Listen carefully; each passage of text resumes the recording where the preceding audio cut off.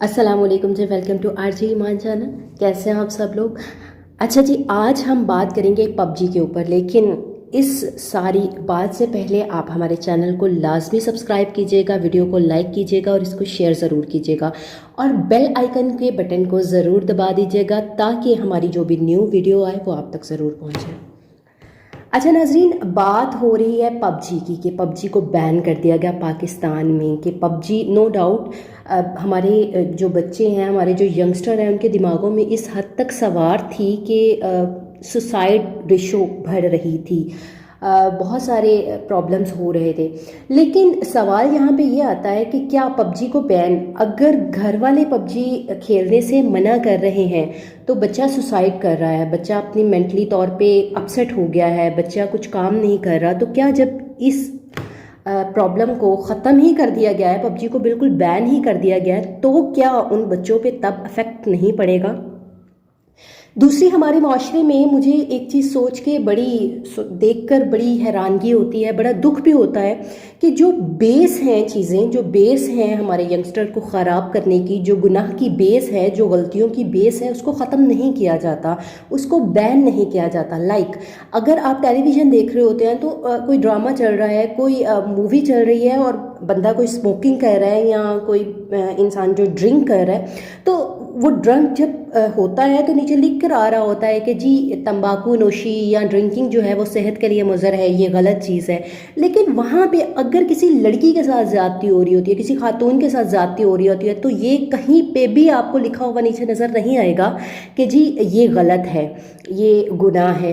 तो पबजी को बैन कर दिया गया, लेकिन यहाँ पे बात आती है जनाब टिकटॉक की। टिकटॉक आप अगर देखें तो मैं जहाँ तक टिकटॉक को एनालाइज कर रही हूँ, जहाँ तक देख रही हूँ, तो मेरे ख्याल से टिकटॉक जस्ट फहाशी का एक अड्डा बन चुका है। वहाँ पे बहुत से लोग हैं जो काम कर रहे हैं, जो अपना टैलेंट दिखाकर जी पैसे कमा रहे हैं, लेकिन आप वहाँ का 90% जो है, आप ख़वातीन को देखें तो हमारा इस्लामिक कल्चर कहीं पे नज़र ही नहीं आता है।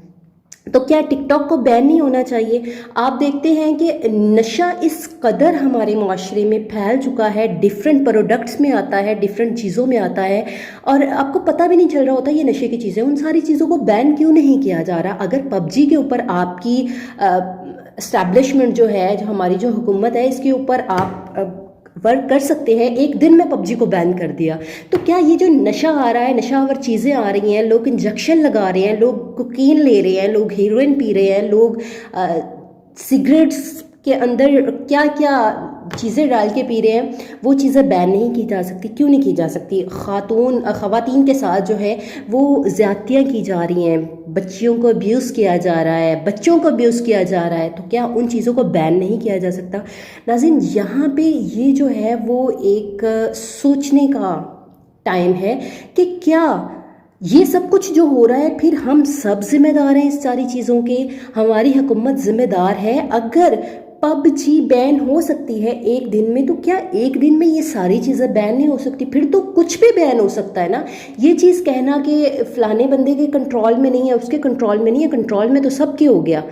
हर चीज़ कंट्रोल में हो सकती है। एक दिन में एक गेम जी 2 सुसाइड 10 सुसाइड आपके सामने आई हैं, और जो इतने सुसाइड केसेस, इतनी डेथ केसेस, इतनी कॉज बन रही है डेथ की, नशा कॉज बन रहा है, बच्चों को अब्यूज़ करना कॉज बन रहा है, टिकटॉक कॉज बन रहा है, लोग फेम के चक्कर में क्या कुछ कर रहे हैं, कितनी फहाशी फैला रहे हैं, वो सारी चीज़ें क्यों बैन नहीं हो सकती? इन सारे सवालात का जवाब देंगे आप। अगर आपको वीडियो पसंद आई तो ज़रूर लाइक कीजिएगा, कमेंट सेक्शन में ज़रूर बताइएगा क्या मैंने ये जो बात की वो बिल्कुल दुरुस्त है या फिर कहीं पे कुछ गलत है।